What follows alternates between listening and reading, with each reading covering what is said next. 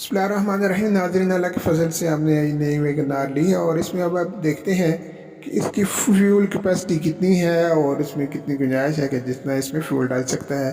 तो इसके लिए आइए आप एक फिलिंग स्टेशन में चलते हैं और यहाँ से फिर फिलिंग करवा के फिर उसका हम जायज़ा ले लेते हैं कि कितनी इसकी फ्यूल कैपेसिटी है।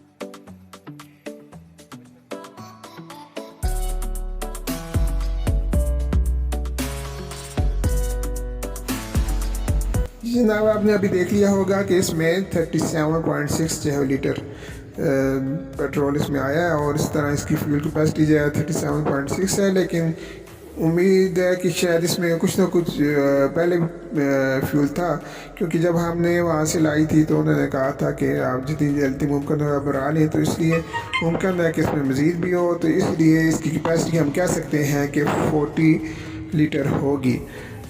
तो आज की यही वीडियो है। तो आइंदा फिर इसके बाकी जो फंक्शन है और इंशाल्लाह उस पर किसी और दिन वीडियो डाल देंगे। शुक्रिया।